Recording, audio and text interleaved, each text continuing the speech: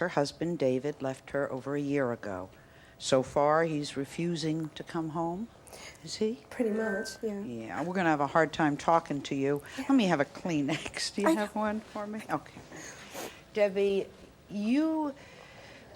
let me see if I can get this straight, because everybody's life is so complicated. Are you all right? Yeah, I'm fine. Okay. You're the street kid.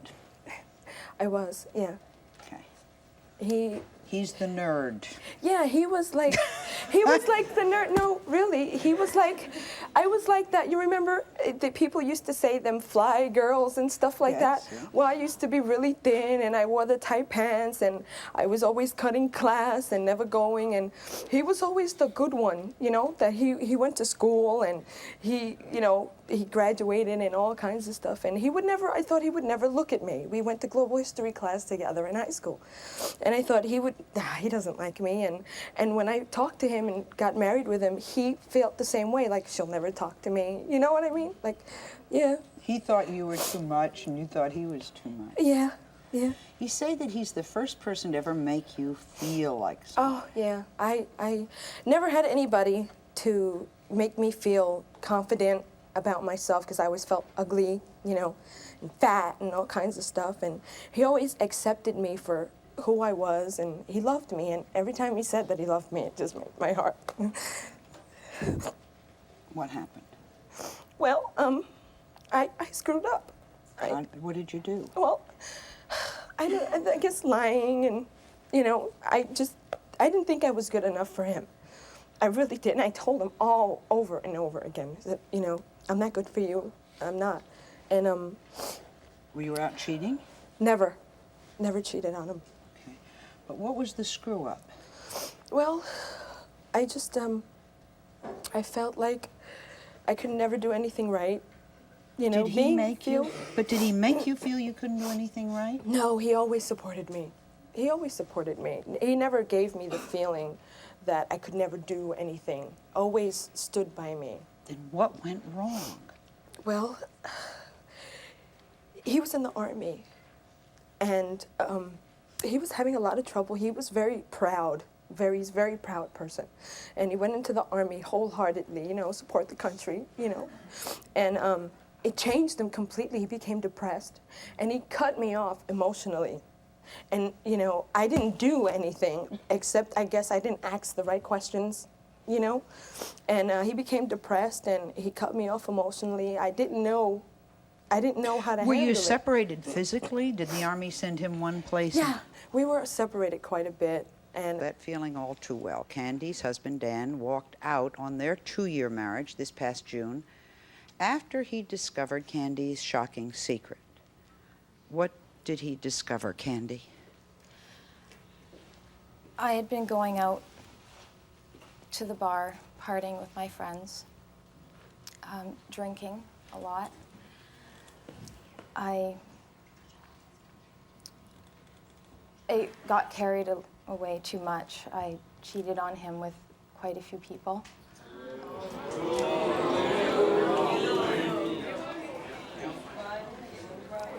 How did he find out? He got a phone call. I don't know who it was. An anonymous phone call? Yes. Telling him that you were cheating? Yes. What did he do? He left. I came home and he was gone. There was a note.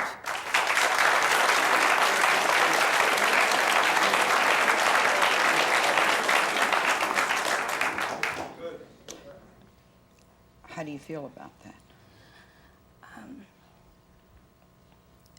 I'm embarrassed. Of course. Why did it happen, Candy? What made you do this? I've had various forms of abuse through my life from people, and I never dealt with it before I got married. I thought I could bury it. I didn't think it was a problem. It just kept resurfacing. I kept putting off therapy, thinking I didn't need it. Do you love your husband?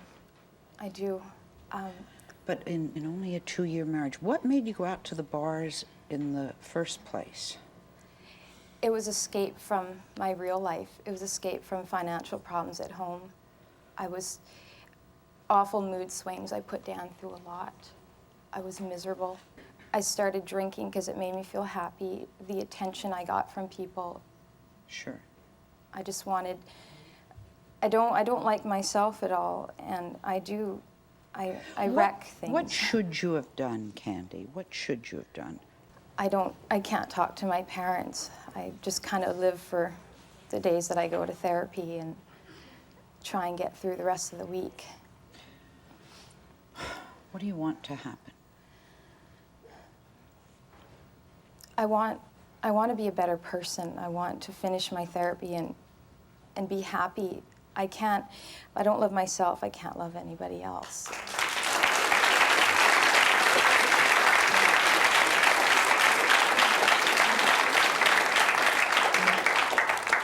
If we bring him out, can you tell him that? Dan, come on out. Devastated, even to the point of feeling suicidal, since his wife, Jessica, walked out on him, which was in July. David said he can't live without her, and he would like to beg for one more chance. What went wrong? When we got married 3 years ago, I had been about 160 pounds when I met her, and I began to gain weight. I guess I was comfortable with the situation and the relationship. I became uncomfortable with myself, and I started looking at myself in the mirror and hating myself all over again. And Had you been heavy before? yeah, yes. So you lost the weight, felt great about yourself, met her, put on weight, and you know, I thought that was only gals who felt that way. I didn't realize the guys felt that way. Yeah. So your self-esteem went down. And it reflected on her. She started to feel when I would reject her sexually. I guess she felt that now she's unattractive, she's unloved. I'm sure she was feeling all alone. And it was no result of her. She was a beautiful woman. When Jessica left you the first time, what did you do? The first time I was completely devastated. It was out of the blue. We had talked about counseling and started going to counseling. And then she said, I need some time alone. This is when I said, okay, maybe I do too. And I started working on myself. I lost 50 some odd pounds. But there were times of desperation. I was truly devastated. At times I felt suicidal. And I didn't know how to go on. I didn't know what to do when she wasn't there. And then you just do. Thank you. Thank you, Sally. Are you still making that guy crazy, that Steve? Who's Steve?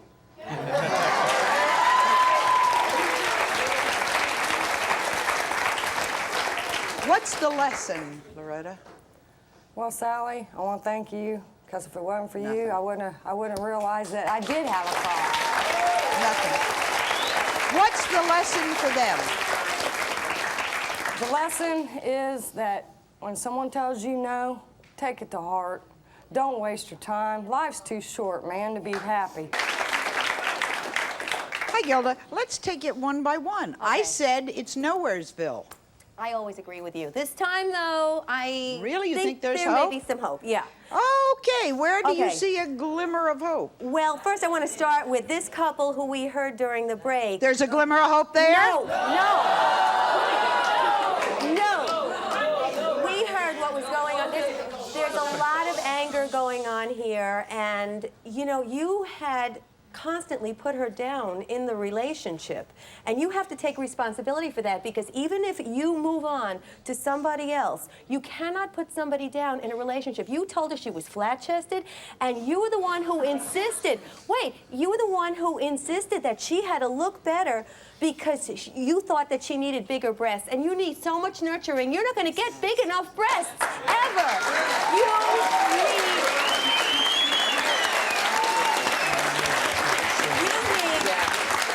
You need to heal yourself and become whole yourself before you can find anybody. She has moved on. She says there is no hope now. I don't know what's going to happen in the future. I have seen couples 20 years later find each other. But right now, she has decided that she needs respect, like everybody needs respect, and every